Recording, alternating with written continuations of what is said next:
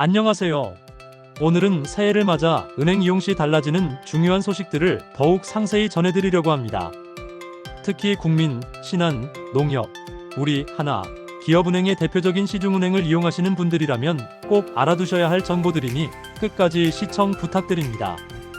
이 영상 하나로 복잡한 금융 정보를 쉽게 이해하실 수 있도록 최대한 자세히 준비했습니다. 시청하시기 전 구독, 좋아요, 알림 설정 부탁드립니다. 안녕하세요. 돈 버는 복지TV입니다. 첫 번째 소식, 예금 보호 한도를 대폭 상향합니다. 먼저 예금 보호 한도가 기존 5천만 원에서 1억 원으로 상향되었습니다. 이는 금융권 전체의 큰 변화로 고객들이 은행에 예금을 하거나 자산 관리를 할 때 더 큰 안전망을 제공받을 수 있게 되었음을 의미합니다. 예금 보호 한도가 상향됨에 따라 각 금융기관에서의 자금 예치를 더욱 신중히 고려하셔야 합니다. 예를 들어 기존에는 한 금융기관에 5천만 원까지만 안전하다고 여겨졌지만 이제는 한도가 2배로 늘어나며 안정적인 자산 관리를 위한 선택지가 더 넓어졌습니다. 이러한 변화는 금융 소비자들이 더 안전하고 효율적으로 자산을 관리할 수 있도록 돕는 중요한 조치로 평가받고 있습니다. 이번 변경은 단순히 보호 한도를 높이는 데 그치지 않고 금융기관의 신뢰도를 강화하고자 하는 목적도 있습니다. 예금 보호 한도의 증가는 금융 시스템의 안정성을 높이고 고객들로 하여금 은행에 대한 신뢰를 다시 확인할 수 있도록 하는 계기가 될 것입니다. 특히 경제적 불확실성이 높은 상황에서 예금 보호 한도의 증가는 금융 소비자들에게 안정감을 줄 수 있습니다. 이를 통해 금융기관에 대한 고객의 신뢰가 더욱 두터워질 것으로 기대됩니다. 여러분께서는 이 기회를 활용해 자신의 예금 계획을 다시 한번 점검해 보시는 것을 추천드립니다. 관련 자세한 내용은 금융감독원 또는 해당 은행의 홈페이지를 통해 확인하실 수 있습니다. 또 조금 더 말씀드리자면 소리 소문 없이 조용히 진행되고 있는 디지털 화폐가 있다는 사실 아시나요? 예전 영상에서 이 내용에 대해 자세히 다루었는데요. 올해도 차근차근 준비는 계속된다고 합니다. 댓글로 여러분들의 반응을 보면요. 대부분 걱정이 많으시고요. 나머지 다른 분들은 현실을 그냥 받아들이는 분도 계시고 그냥 거짓말이라고만 하시는 분도 계시는데요. 한국은행 홈페이지만 들어가 봐도 디지털 화폐 준비를 잘하고 있다는 내용을 볼 수 있습니다. 홈페이지에서는 이런 말들로 시작합니다. 중앙은행에서 발행하는 디지털 화폐인 CBDC는 센트럴 뱅크 디지털 커런시의 약자로 중앙은행이 발행하는 디지털 화폐입니다. CBDC는 현금과 동일한 효력을 가지는 법정화폐이면서 디지털 지급 수단으로의 기능도 가지고 있습니다. 한국은행은 현재까지 CBDC의 도입 여부를 결정하지 않았지만 향후 CBDC가 필요한 경우를 대비하여 철저히 준비하고 있습니다. 이렇게 안내합니다. 여기서 도입 여부를 결정하지 않았다는 부분이 안심할 부분이 아니라는 겁니다. 엄청난 예산을 쏟아부어 테스트도 하고 시범적으로 지원금 지급의 용도로 사용할 것이라고 하는데 실행 안 할 리 없죠. 철저히 준비한다고 하니 국민 눈치 보다가 괜찮으면 실행하겠네요. 걱정 많이 하시라고 이런 말을 꺼낸 것은 아니고요. 디지털 화폐와 관련해서 댓글을 보면 예금자 보호에 관한 걱정도 있었거든요. 5천만 원에서 1억 원으로 2배가 올라서 걱정하시는 분들이 조금은 안심할 수 있을까 하는 생각이 듭니다. 두 번째 소식, 스트레스 DSR 3단계 시행. 2025년 7월부터는 스트레스 DSR 3단계가 본격 시행됩니다. 스트레스 DSR이란 변동금리 대출을 이용하는 경우 금리가 상승할 가능성을 미리 고려해 대출 한도를 산출하는 제도입니다. 이는 대출자의 상환 부담을 사전에 파악하여 과도한 대출로 인한 부실 위험을 방지하고자 하는 목적으로 도입되었습니다. 현재까지는 2단계가 시행 중이며 단계별로 적용 범위와 강도가 강화되고 있습니다. 스트레스 DSR은 금융권 전체의 안정성을 강화하는 중요한 정책으로 대출자들이 자신의 상환 능력을 정확히 평가받을 수 있도록 돕습니다. 다음은 각 단계별 주요 내용을 정리한 것입니다. 1단계 기본 스트레스 금리의 25%를 적용하며 주택담보대출에만 해당합니다.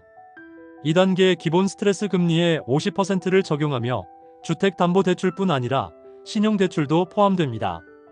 3단계 기본 스트레스 금리의 100%가 적용되며 은행권 및 제2금융권의 모든 대출 상품에 적용됩니다.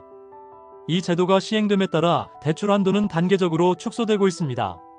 예를 들어 스트레스 DSR 도입 이전에 소득 5천만 원인 대출자의 주택담보대출 한도가 3억 2,900만 원이었다면 1단계에서는 3억 1,500만 원, 2단계에서는 2억 8,700만 원으로 줄어들었습니다. 3단계 시행 시에는 더욱 감소할 가능성이 높습니다. 특히 변동금리를 이용하는 대출자들에게는 금리 상승 위험에 따른 상환 부담을 사전에 계산해주는 역할을 하므로 향후 대출 계획을 세울 때 이 제도를 반드시 고려하셔야 합니다.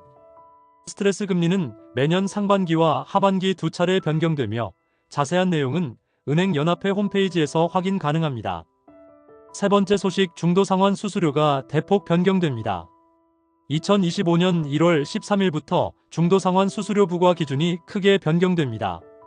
기존에는 중도상환 수수료가 명확한 기준 없이 부과되어 소비자들에게 불리한 점이 많았습니다.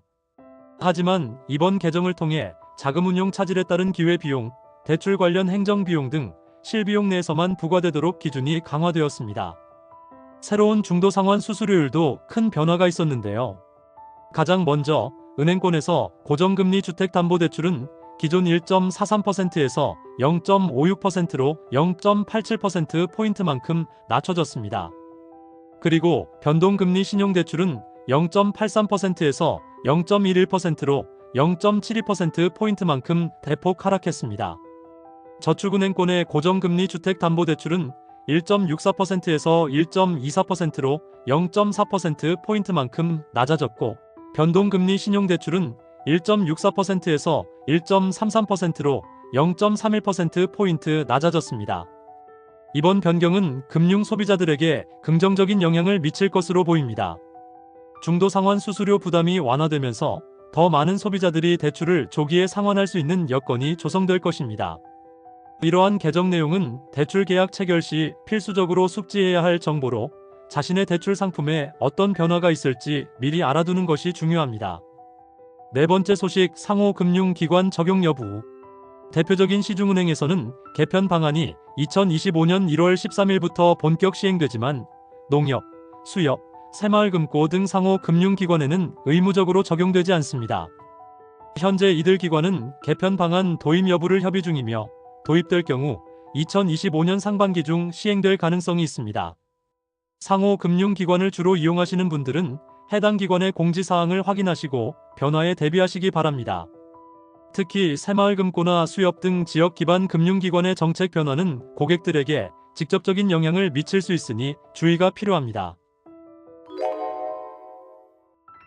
오늘은 새해를 맞아 은행 이용 시 달라지는 주요 변화들에 대해 알아보았습니다. 예금 보호 한도의 상향, 스트레스 DSR 3단계 시행, 중도상환 수수료 변경 등은 모두 금융 소비자들에게 중요한 의미를 가집니다. 이러한 변화는 단순히 금융제도의 변화를 넘어 금융권 전체의 안정성과 신뢰도를 높이는 계기가 될 것입니다. 여러분께서는 이러한 정보를 바탕으로 자신의 금융 계획을 재점검하고 필요한 조치를 미리 취하시는 것이 중요합니다. 항상 금융 정보를 꼼꼼히 확인하시고 현명한 선택을 통해 안정적이고 안전한 금융 생활을 이어가시길 바랍니다. 오늘의 이 영상도 여러분께 꼭 도움이 되었으면 좋겠습니다. 가족이나 주변 분께도 공유해주세요. 영상 끝까지 시청해주셔서 감사합니다. 돈 버는 복지TV는 여러분들의 행복한 삶을 응원합니다. 더 좋은 영상으로 다시 찾아뵙겠습니다. 지금까지 돈 버는 복지TV였습니다.